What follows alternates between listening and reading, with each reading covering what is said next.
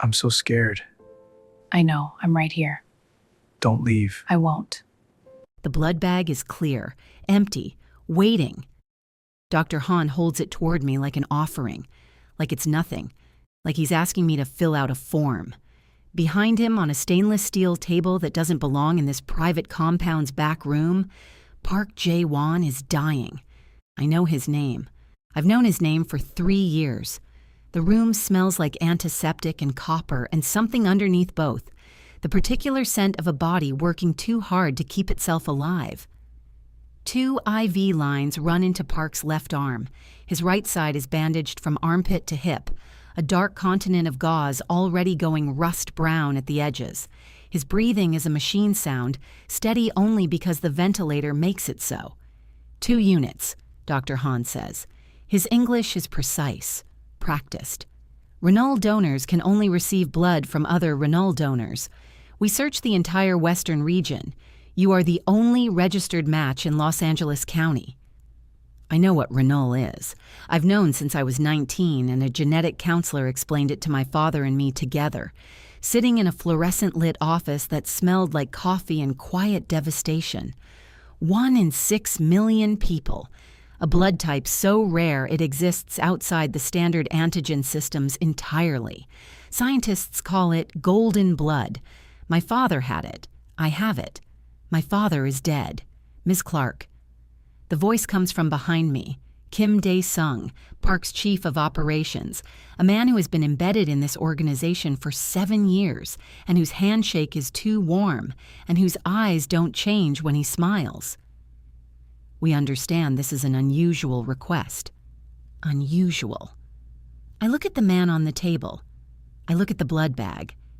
I think about what his name means to me and what it took from me and what I have been carrying since December, 3 years ago, when the second cardiac event finished what his organization started. If you were standing in a cold room at 3 a.m., holding the only thing keeping your enemy alive, knowing that the blood in your veins, the blood your dead father also carried, is the exact thing this man needs to survive another hour, would you give it? Because I'm about to decide, and whatever I choose, I cannot take it back. This is how I got here. I work the overnight shift at Cedars-Sinai Blood Bank because the differential pays better, and because the day shift has too many people asking too many questions about why I look tired. I've been tired for 3 years, since my father had his stroke on a Tuesday morning in April, surrounded by the ruins of everything he had built over 2 decades on 6th Street. The dry cleaning business had been in Koreatown for 22 years. My father, Clement Clark, opened it when I was 7 with a loan he paid back in 41 months and a handshake with the building's owner, Mr. Beck, who had known him since their early Compton days. The shop smelled like steam, and the particular chemical sweetness of perchloroethylene in my father's cologne on Friday evenings when he locked up early to take my mother to dinner. Back when my mother was still alive to take to dinner, before the cancer, before any of it. I know exactly when it started to fall apart.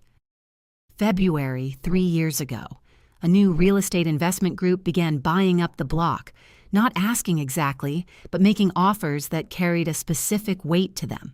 The kind of weight you felt in your sternum, like a hand pressing from the inside. Mr. Beck sold. The pharmacy next door sold. The alteration shop across from it sold within 2 weeks. My father did not sell. His lease had 14 months remaining. He had 22 years of relationships on that block, and Clement Clark did not run from things that were his. The health inspector citations came first, 3 and 6 weeks. Violations that had never existed before, reported by inspectors my father had known for years, who suddenly wouldn't meet his eyes on the street. Then his suppliers started having complications. Deliveries delayed without explanation. Equipment leased from a company that abruptly revised its pricing structure upward by 40%. His landlord, the new one, some LLC with a registered address in a Century City tower, began disputing clauses in the lease that had never been disputed before. By March, my father had lost 40% of his revenue. By April, he was fighting a lawsuit over a fabricated lease clause that 3 different lawyers told him would cost more to contest than to settle. He had his stroke on a Tuesday, April 14th, in the shop, alone, surrounded by other people's clothes. He survived the stroke. He did not survive what came after. The hospital bills, the insurance denial, the 6 months of inability to work, the quiet, progressive understanding that he would never recover what had been taken. He died of a second cardiac event that December, in the house he'd owned for 18 years, with me holding one hand and my sister Dara holding the other. I spent the following year learning everything I could about who had destroyed him. The investment group was a holding company. The holding company traced to a private equity firm.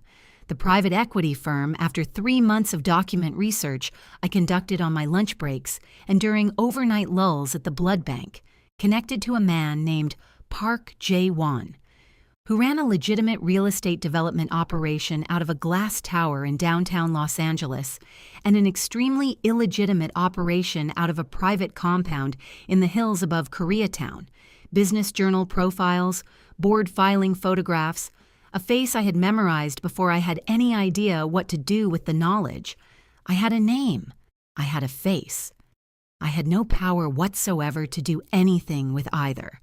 So I kept working the overnight shift. I sent Dara her monthly transfer. I learned to carry grief like a stone in the center of my chest. Present, weighted, specific, mine.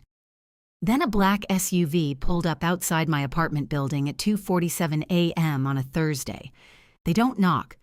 The one who comes to the door is young, 25 maybe, with a face that tries for impassive and lands somewhere near frightened. He introduces himself as Oh Min-seok and tells me that his employer requires my presence urgently. He says it with the cadence of someone reciting a memorized line and the undercurrent of someone who has been instructed to bring me back no matter what and is finding that instruction uncomfortable to execute. Your employer, I say. Park Sa-jang-nam, he says. I go cold from the inside out. The particular cold that starts in your center and radiates. But I'm a blood bank technician who works overnight shifts alone in a building with a sign-in procedure and a security desk. I have learned how to keep my face neutral when my hands want to shake. I'm not going anywhere with you, I say. Min-seok shifts his weight. He's holding his phone and he turns the screen toward me. On it is a photograph of my sister's dormitory building at UC Davis. Not the building itself, but her specific window on the 3rd floor. The curtains she chose herself, the small succulent in a terracotta pot that I gave her for her 20th birthday. I look at that photograph for exactly 4 seconds.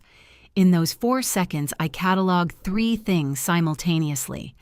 Min-seok's feet are angled slightly away from the door, meaning he does not want to be here. His right hand keeps moving toward his jacket pocket and stopping, meaning he has been specifically instructed not to threaten me directly. And he said, won't survive the surgery, not won't survive the night, which means Park Jae-won is currently stable enough to be surgical viable, which means they are not yet at their maximum level of desperation. Yet. Let me get my jacket, I say. The compound sits above Western Avenue in a residential stretch that looks, from the street, like a very expensive private home, the kind of house that exists behind gates and mature hedgerows and tells you nothing about what it operates as. Min-seok walks me through a kitchen that smells of doenjang jjigae made hours ago, down a corridor lit by recessed lighting and into the back room that has been converted into an improvised surgical suite. That is where I see Kim Dae-sung for the first time. He's standing at the far end of the room with his arms crossed, watching the door, watching me approach it, with the particular quality of attention that belongs to someone who is assessing a variable rather than greeting a person. He's in his early 40s, silver at both temples, with a scar at the hinge of his jaw that disappears into his collar, and a quality of stillness that reads, at first glance, as composure. Ms. Clark. His handshake is warm and deliberate. His palm is dry. Thank you for coming under these circumstances. I noticed two things about Kim Dae-sung in the 3 seconds of that handshake. First, he smells of cigarette smoke on the left side of his collar exclusively, meaning he was recently outside for a phone call rather than inside the building. Second, when his gaze moves to Park's prone form on the table, there is a half-second pause before his expression organizes itself into what resembles concern. That delay is a tell. Genuine concern arrives before you choose to display it. I file both observations in the back of my mind, where I keep things I'm not ready to use yet, and give my attention to Dr. Han. 2 units of blood, he explains. The donation itself takes approximately 90 minutes. Park will require surgery immediately following to address the internal hemorrhage. Without the Ranol blood, there is no surgery. Without the surgery, there is no survival. The mathematics are clean. And if I refuse?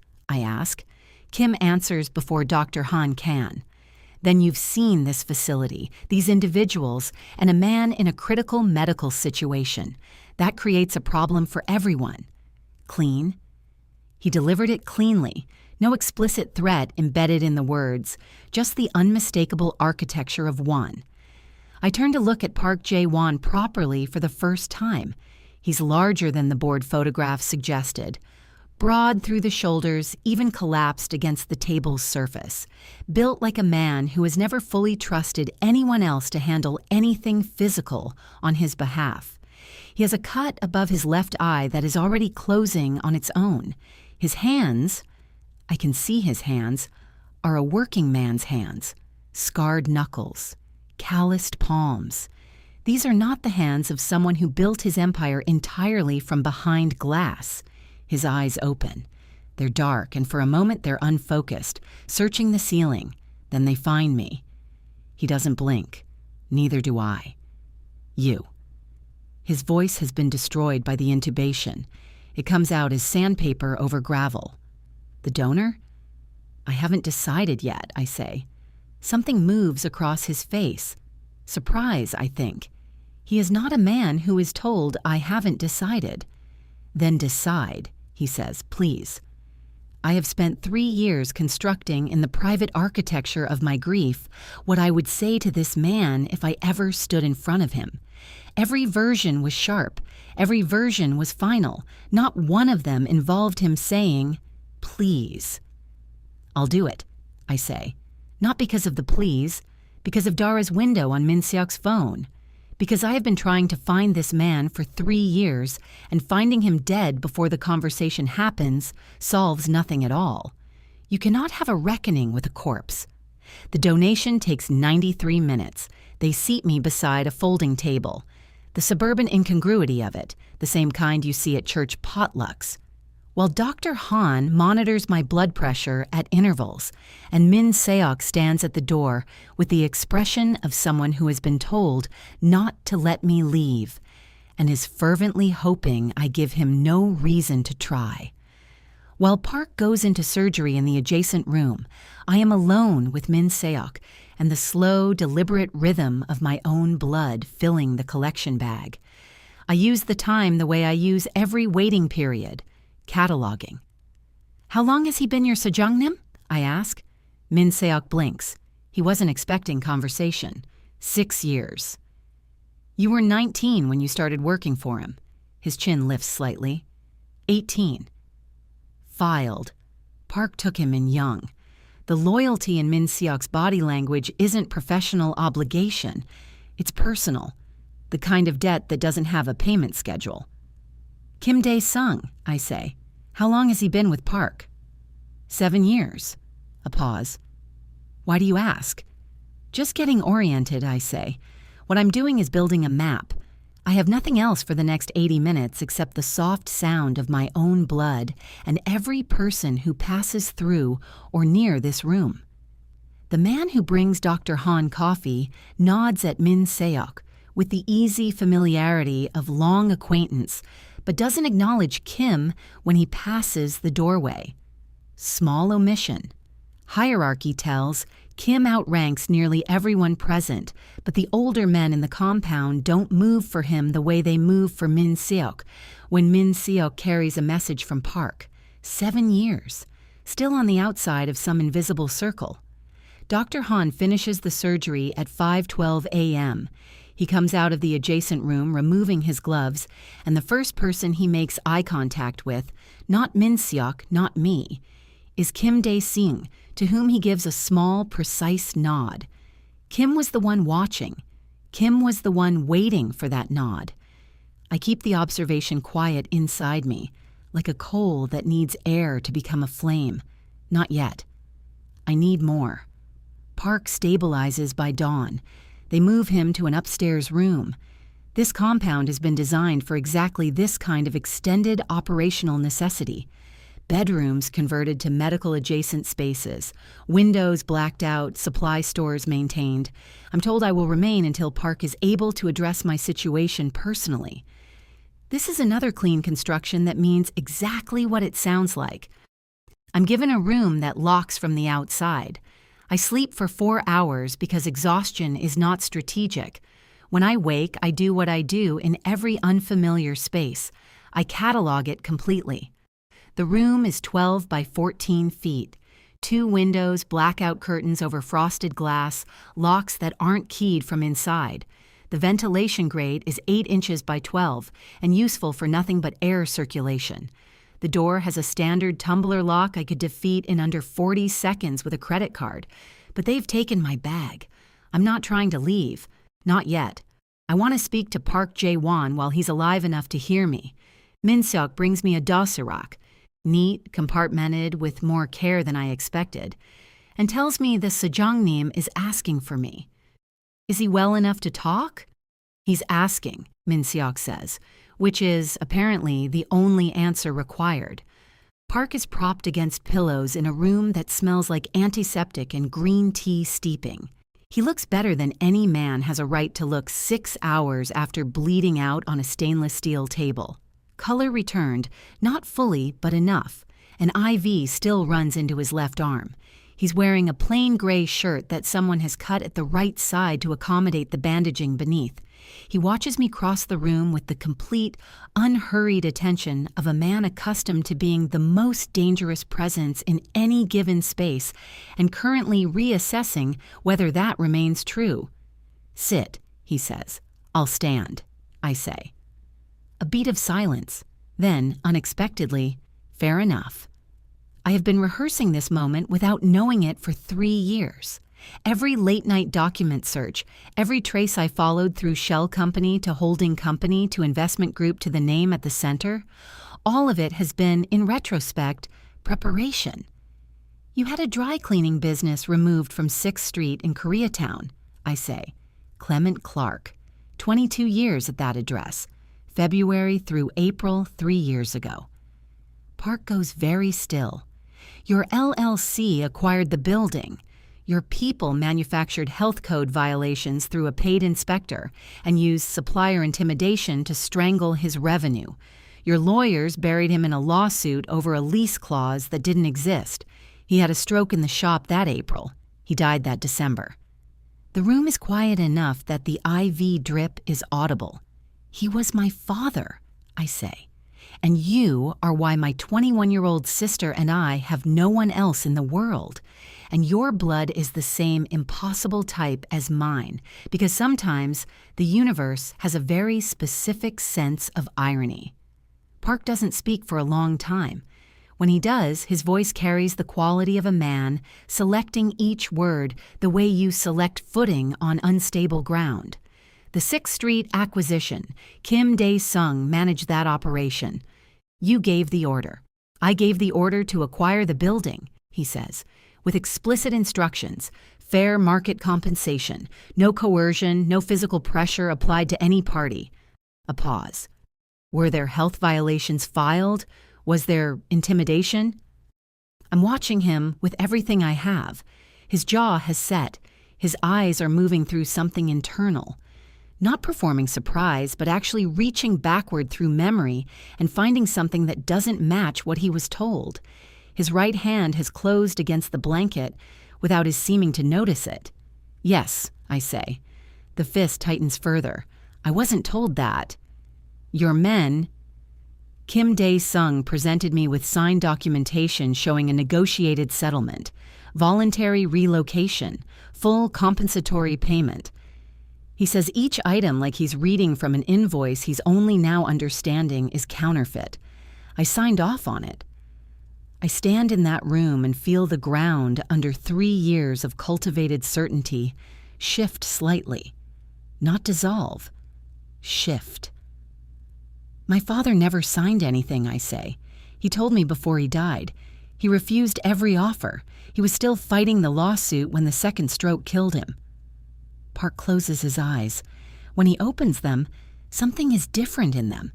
Something less protected than I expected from a man running what he runs. I cannot give you back your father. He says it without the architecture of apology around it. Just the bare fact of what is and isn't possible in the physical world. But I pay my debts. That is the one rule I have never broken in 30 years. He meets my eyes directly. Tell me what you need. Dara's education. The building. I can void the acquisition, return deed rights to the estate, ensure full compensation for what was taken. He stops. Anything that is in my power. I'll think about it, I say. He nods, as if that is a complete answer, as if someone telling Park Jae-won to wait is something he can accept. I leave the room before whatever is happening in my chest becomes visible on my face. If you've ever stood in front of the person you've blamed for years and realized the story might be more complicated than the grief told you, you'll understand why I didn't take Min Seok's unlocked door and walk out into the Los Angeles morning. I stayed. Because I'm not finished, and because something about Kim Dae-sung won't leave me alone. The compound runs on rhythms I begin mapping immediately. Security rotations, 6 a.m., 10 a.m., 2 p.m. Kim Dae-sung checks in with Park at 8 a.m. and 8 p.m., precisely, without variation. Dr. Han sees Park at noon. Min Seok is present in the building almost continuously, sleeping in 4-hour shifts on a cot he's positioned near the kitchen, close to the main entrance. I have the run of the ground floor. No one seems to have established a clear protocol for what I am. Not quite a prisoner, not remotely free. And the ambiguity creates a practical freedom. As long as I look purposeful, no one questions my movement. I look purposeful constantly. On the second afternoon, I find the first inconsistency. I'm in the kitchen when Kim Dae-sung takes a call in the adjacent hallway. The wall between them doesn't reach the ceiling. An open-plan conversion, original architecture partially intact. He speaks Korean, low and rapid. I don't speak Korean, but I speak cadence. I speak the body language of pressure and concealment, and I speak the specific frequencies at which human deception vibrates. He's facing away from me. His shoulders have risen to his ears. Stress positioning, not authority. His weight has shifted to his heels, a retreat posture, not advance. He repeats the same phrase twice, identical intonation, and his free hand comes up to press flat against the wall as though he needs it for support. A man worried about his dying employer does not brace himself against a wall for support. A man worried about something else entirely, something that requires him to hold himself up, does. When the call ends and he turns, he finds me filling a glass at the tap. His expression does its half-second reorganization. I'm watching for it, specifically now I catch it every time. And then he produces the warm smile. "Everything under control?" I ask. "Business," he says, "always." That evening, I ask Min Seok as casually as I can make anything sound in a compound where I arrived at gunpoint whether Park has active enemies in the city. "Always," Min Seok says. Then, after a moment's hesitation, "The Seo organization has been moving into Koreatown territory for 2 years. There was a significant confrontation last month. We believe they were behind—" He stops. "Behind the shooting," I finish. He says nothing. "Min Seok," I say carefully. "Who knew Park's location the night it happened?" He looks at me with the expression of a man who has just been handed a question he will be unable to stop turning over. I learn the shape of Park Jae-won through the edges other people leave unguarded. He grew up in Incheon, came to Los Angeles at 16 with his mother and his younger sister Ji-yeon after his father's death, started working for the organization at 19. Not by ideology, but by the particular mathematics of being young and Korean in Koreatown, in a decade when the organizations were the only structure that functioned. He worked his way up over 20 years by being, as Min Seok describes it with quiet precision, very smart and very fair. The second quality, Min Seok says, was what surprised people most. On the third morning, while bringing me tea I didn't ask for, Min Seok says, he has a code, dead in honor. He doesn't move narcotics. He doesn't touch civilians, protection, real estate, import. That's the operation. He pauses with the deliberateness of someone choosing what to include. He believes in paying what he owes. I think about Kim Dae-sung's fabricated settlement documentation. I think about my father's signature that doesn't exist on any paper. And Kim Dae-sung? I ask. Something subtle happens in Min Seok's face, a tightening at the outer corners of his eyes that he doesn't intend. The Sejangnim trusts him completely. The word completely lands with the particular flatness of a man who has learned not to express his own view on a specific subject. Min Seok, I understand, does not share that trust. He simply hasn't had permission to say so until a woman he barely knows asked the question in a kitchen at 10 in the morning. That night, Park asks Dr. Han if I can come up. He's sitting up now, IV removed, eating from a tray with more determination than appetite. In the low light of the converted room, he looks less like what I know him to be and more like a man who is simply exhausted from being in pain. Sit, he says. This time I do. He tells me about Ji-yeon, 14 years younger, currently in Seoul studying architecture. He tells me because she carries the same blood type, the Renal, and he found out when she was 12 and immediately had her registered with international donor networks. He delivers this information with the tone of someone who has spent his entire adult life preparing for catastrophes that haven't happened yet. She's the only family you have, I say. Yes. My sister Dara is the only family I have, I say. UC Davis, agricultural science. My father wanted her to have options he was never given. A pause that settles into the room. His name was Clement, Park says. I look at him. I asked Min Seok to find what he could about the 6th Street acquisition while I was in surgery, he says. Clement Clark, 61 years old, sole proprietor, 22 years at that address. He looks at his hands, those scarred, calloused hands. No compensatory payment was ever processed. The health violations were filed by an inspector with a documented history of accepting payments from development interests. The lawsuit was initiated 4 days after a final lease renewal offer was rejected. He pauses. Kim Dae-sung presented me with documentation of a negotiated settlement. I signed off. I believed it was finished cleanly. It wasn't, I say. No, he says, it wasn't. The room holds the weight of that without flinching. I cannot give you back your father. It is the simplest thing anyone has said to me in 3 years. Not I'm sorry. Though he is, I can see the shape of it in his face, but the unadorned acknowledgement of what the physical world permits and refuses. But I pay my debts. Whatever is possible, I will do. My throat does something I didn't authorize. I manage it. I'll think about it, I say. He nods. Like that is a complete answer. Like someone telling him to wait is a form of trust he can receive. I leave the room before whatever is happening in my chest makes it to my face. The second evidence about Kim Dae-sung comes the following morning and is considerably less subtle. I'm in the library. This compound has a library, full floor-to-ceiling shelving on 3 walls, the kind of room that tells you which version of himself a person is most private about. When I hear voices in the adjacent study, someone has left the connecting door open approximately 3 inches. Kim Dae-sung is on his phone. This time the language is different. Korean interspersed with something I don't recognize immediately, and then I do. Mandarin. 2 or 3 words at most, slipping in the way a second language does when the speaker stops monitoring the border between them. Min Seok told me the SEO organization maintains operational ties with a Taiwanese syndicate that has been attempting to establish presence in Los Angeles for the past 4 years. I pull back from the door.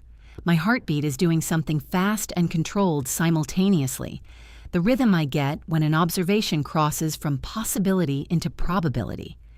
Kim Dae-sung, Park's embedded chief of operations for 7 years, is in contact with a Mandarin-speaking party in the middle of a crisis that began when the SEO organization put 3 bullets in Park Jae-won. I go to find Min Seok. "I need to show you something," I tell him, "and I need you to not mention to Kim Dae-sung that I showed you." He stares at me. "What did you see?" "Not yet."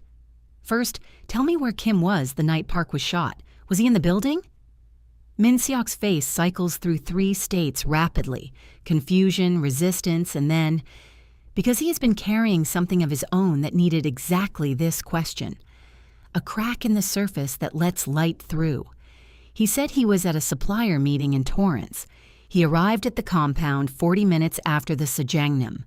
A pause. He was the one who contacted Dr. Han. And he was the only person who knew Park's location that evening? The silence that follows is the kind that contains a complete answer. The Sajangnam changed his schedule that day, Min Seok says quietly. Kim Hyung was the only person he told directly. Hyung, older brother figure, 7 years. "We need to go to Park now," I say, before the 8 p.m. check-in. Min Seok retrieves the compound's security communications tablet and navigates to Kim Dae-sung's call records for the preceding 72 hours. I don't read Korean, but numbers are numbers, and the pattern of repeated outgoing calls to the same unregistered number, 17 in 4 months, the most recent placed 90 minutes after the SEO attack, tells a story that doesn't require translation. Park looks at the tablet for a long time without speaking. "How did you know?" he asks me. "He doesn't look at you the way a person looks at someone they're afraid of losing," I say. "He looks at you the way a person looks at a problem they're waiting to see resolved." Park's expression becomes something that is not cold, but colder than cold. The absolute absence of temperature. "Min Seok, get Kwang and Bae, kitchen entrance." A pause. "Tell Kim I need him at 6 p.m. for a briefing. Nothing else changes." He looks at me.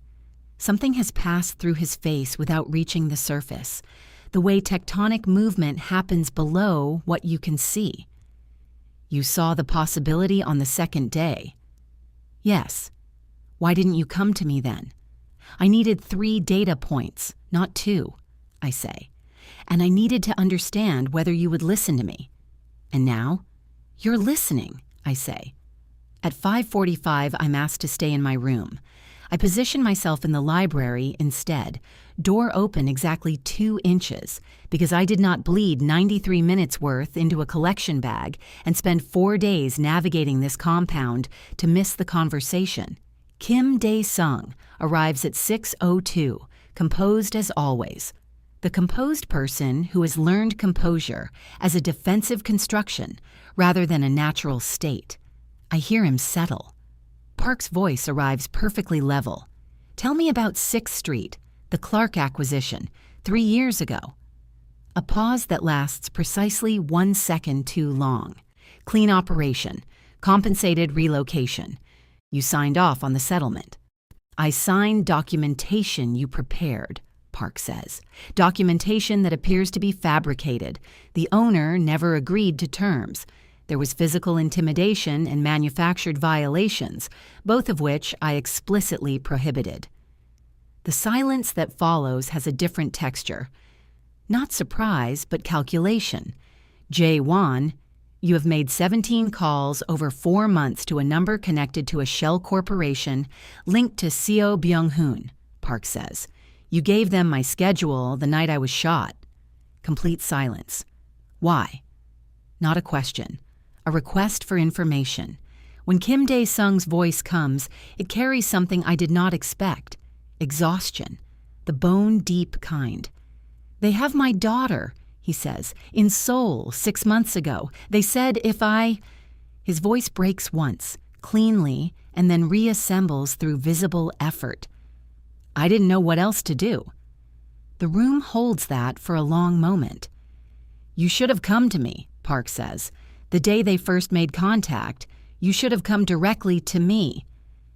I was afraid of what you would do to me. I would have gotten her back. The pause that follows lands with the absolute weight of certainty. That is what I do. I pay what I owe, and I protect what is mine. Another pause. "You are going to help me find her. When she is home, we will discuss what comes next. Until then, you don't leave this building. You don't make another call." Footsteps. A door. Kim's voice in Korean, unsteady. "And the girl in the library," Park says. His voice has turned in my direction, toward the door that is open exactly 2 inches. "You can come out now, Miss Clark." I push it open. Park is standing, one hand on the desk, which is concession enough to the injury, and his face is the face of a man who has survived 2 kinds of devastation in less than 1 week and is not finished processing either one. Kim Dae-sung stands between 2 men I haven't been introduced to. His head is down. He's aging a decade per minute. Park looks at me. "Thank you," he says, for the second time. The SEO organization does not wait. They come at 2 a.m., 6 days after the shooting, calculating, presumably, that with their intelligence source neutralized and Park still recovering, the window is closing. Min-seok hears the perimeter alert first. He's been sleeping in 2-hour intervals on pure adrenaline and the specific electricity of a person who has just learned that the man he called Hyung was something else entirely. His entry into my room is a door practically removed from its hinges. Up, south perimeter, now. I'm already up. I have been sleeping in my clothes since the first night. I know this building's weaknesses because I spent 6 days cataloging every inch of ground floor available to me. I know which corridor has a coverage gap. I know which entrance has the weakest sightline. I know, specifically, that 3 days ago someone repositioned the camera on the east stairwell. I noticed it when I was passing through that hallway. Noticed that the mounting screw had been recently retightened. The oxidation pattern on the new threading distinct from the weathered original hardware. "The east stairwell camera," I tell Min-seok as he moves toward the security hub. "Someone repositioned it 3 days ago, 8 degrees left. It creates a blind spot at the second floor landing. That's their intended secondary entry point once they're through the south." He stares at me. "How did you—" "The oxidation pattern on the mounting screw. Different thread exposure." I'm already moving. "Put 2 people at the east landing. The east camera angle is a decoy. They want you pulling coverage east while they come through the south clean." He makes 2 calls in clipped Korean. Doors open and close throughout the building. Park appears at the top of the main stairwell, dressed, armed, moving with the deliberate precision of a man who has decided pain is not a variable he will acknowledge tonight. "The east blind spot," he says, "already handled." He looks at me for half a second. In that half second, I watch something shift in his assessment. Permanently, the way certain recalibrations don't reverse. Stay with me. The next 18 minutes move the way crisis always moves. Faster than the body wants to process, slower than the mind wants it over. They breach 2 points simultaneously. South entrance as projected, and the roof access hatch rather than the east stairwell, which tells me they had architectural documentation on the compound, which tells me Kim's intelligence leak predates the last 6 months by at least a year. I tell this to Park while we're moving through the second floor hallway, his hand on my shoulder steering me around a corner ahead of him. The sounds of the contained breaches below us rising and falling in the particular rhythm of professionals doing their jobs in close quarters. We take cover in the library. The irony arrives, and I let it exist without commentary. Through the door, I can track the situation by sound. The pattern of movement, the cadence of commands, the decreasing frequency of anything sharp. Park is next to me in the dark, close enough that I can hear his breathing. Controlled, deliberate, a decision he's made about pain. His shoulder is against the shelving.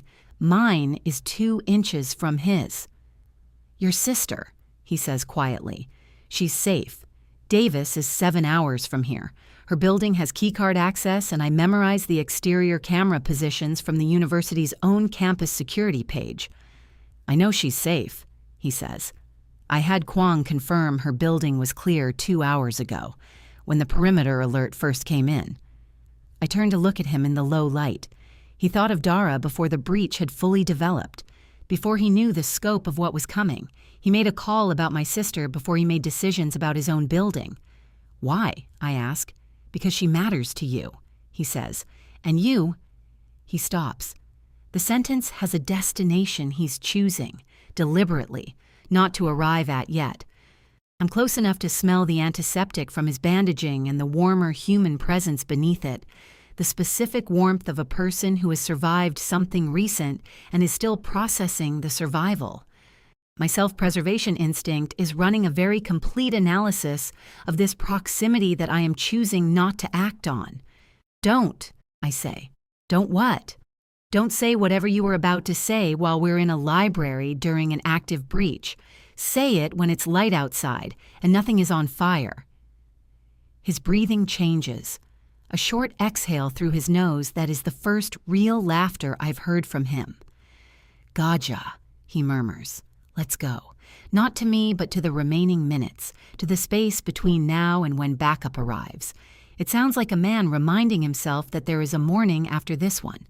When it ends the way violence does. In the sudden, strange quiet of aftermath, the CO team, 4 on the roof, 3 at the south entrance. Park security, operating on the intelligence I provided about the east stairwell decoy, contains both points in 11 minutes. Injuries on our side, none permanent. 2 SEO operatives stop moving. The others will be conducting a thorough reconsideration of their employment arrangements. Park sits on the library floor. Not precisely a choice. More like his legs reaching a consensus, independent of his preference, somewhere around the 13-minute mark. I find him there when I come back from helping Dr. Han, who has 3 people requiring attention simultaneously. I sit next to him, not at a professional distance, next to him. "Kim's daughter," I say. "I made calls this afternoon. I know her location." His jaw tightens in a way that promises consequences for specific people at a later date. "She'll be home by end of week." "And Kim?" He's quiet for a moment. He fed them my schedule. He fabricated the 6th Street settlement. He has hidden things from me for years. Another pause, longer. He also has a 15-year-old daughter who has been held in a city she doesn't know for 6 months. He looks at the ceiling. "I haven't decided yet." "You'll be fair," I say. Not a question. He looks at me sideways, this strange, sidelong assessment. "You sound very certain of that." "I am." Silence. "The east stairwell camera," he says. "You notice the oxidation pattern on a mounting screw." The threads on the new fastener were clean. The surrounding hardware had 2 years of oxidation minimum. Someone changed it recently. "My security team walks that corridor twice daily." "They were looking for people," I say. "I was looking for everything." He's quiet for a moment that has a different quality to it. Not the silence of thought, but the silence of something arriving. "How did you develop that?" he says. "The way you see." The answer is always the same answer. "My father ran a business in a neighborhood where everything could be taken at any moment," I say. "He taught me that survival is about noticing before anyone else does. The health inspector who was too comfortable, the supplier whose pricing was drifting by increments so small you'd miss them in a single month, the customer who asked questions that no customer would need to ask." I pause. He taught me everything I know about observation, and then the things he couldn't see fast enough. I stop. I don't finish the sentence. I don't have to. Park's hand finds mine in the dark. Not a reach, a placement. The way you put your hand on something to say I know with a gesture when words might be wrong. I don't move away. I want to say something, he says, about what Kim did.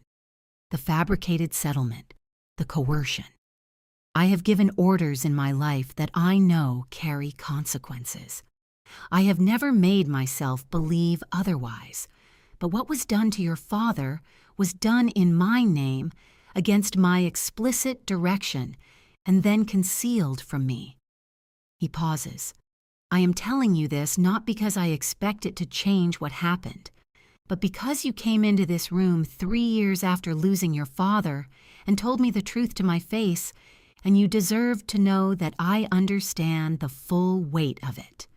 In the dark, in the library, surrounded by the cooling quiet of a siege that is over. I hold that for a long time. It changes some things, I say finally. Not everything, but some. His hand stays over mine until he moves it, slowly, intentionally, the deliberate withdrawal of someone making sure you register the choice. You said you would think about what you want, he says, as payment. I know what I want.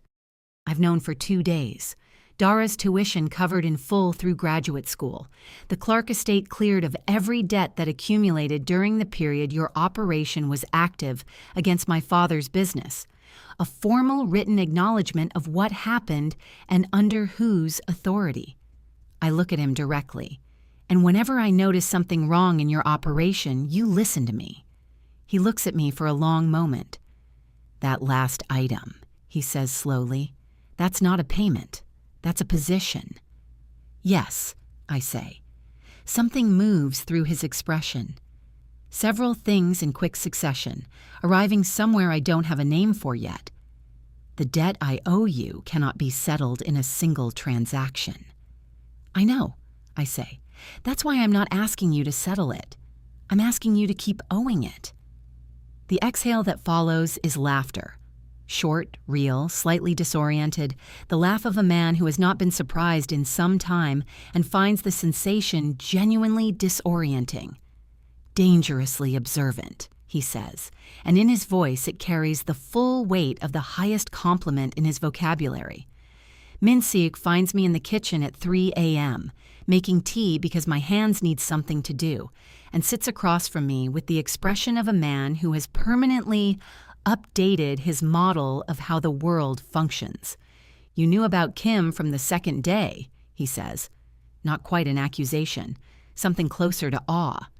I had a suspicion from the second day, I say. I needed evidence before I could act on it.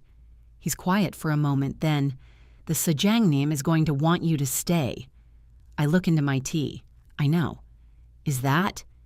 He's 25 and navigating a situation his training didn't anticipate. Is that what you want? It is the right question. I hold it. I came here to find information about a man I had blamed for 3 years. I was brought here against my will, bled 93 minutes into a collection bag for someone I arrived hating, slept in a room locked from the outside, and spent 6 days in a world I had no preparation for. I also identified the person who set 2 separate tragedies in motion, the one that killed my father and the one that nearly killed Park, using nothing but attention and the particular ability my father spent my entire childhood teaching me. My father taught me to see. This, in some way I cannot fully articulate yet, feels like seeing something he would have recognized. Ask me in a week, I tell Minseok. In the morning, when it is light and nothing is burning, Park finds me in the library. He is moving without his hand on the wall. The shadows under his eyes are still there, but less absolute. He's carrying 2 cups of coffee he clearly made himself, which is unexpected enough that I simply accept the one he extends without comment. You should go home, he says. I look at him. Go home. See your sister. Sleep in your own bed. Have approximately 1 week in which none of this is your immediate concern. He pauses. After that, he stops. The sentence, again, has somewhere to go. After that, I prompt. After that, he says, I would like to speak with you about the position you described and about the other thing. There was no other thing, I say. There was, he says. We're just not saying it yet. I look at this man for a long moment. A criminal who carries a code of honor inside a structure built on coercion and fear, who did not know what was done in his name and is going to spend a significant amount of time living inside that, who confirmed my sister's safety before his own building was secure, who said I pay my debts with the absolute conviction of a prayer. 1 week, I say. He nods. 1 week. Minseok drives me home as the sun comes up over the Koreatown hills, the city assembling itself from dark into the particular gold of early Los Angeles morning, and I watch it through the window and think about what my father taught me, that the most important thing is to see clearly, that clarity is not comfort, it is discipline, that you survive by noticing before anyone else does, and you live by deciding what to do with what you've noticed. I look at my hands, the same hands that filled a blood bag in the dark, the same blood my father carried, the rarest blood type in the world, and I gave it to the man I came in hating, and I leave understanding that the story was never the one I was living inside. My father is still gone. That is not a thing that resolves. But I walked into that compound owing nothing to anyone, and I leave it carrying a debt of a different kind. Not the kind that takes everything, but the kind that means someone has to keep showing up, keep paying, keep seeing. That, I think, is something I can work with. If you've ever had to choose between the justice of letting someone suffer and the mercy of finding out the full truth, knowing the version that kept you going for 3 years might not be the whole story. Tell me what you would have done. Would you have let him die on that table, or stayed to find out why? Because I chose to stay, and I donated my rare blood to a man I arrived hating, and Park Jae-won said to me over coffee in the morning light, 1 week. Then we have a conversation neither of us is ready for yet. I don't know if ready ever actually arrives, but for the first time in 3 years, I'm not watching for the exit. I'm watching for what comes next.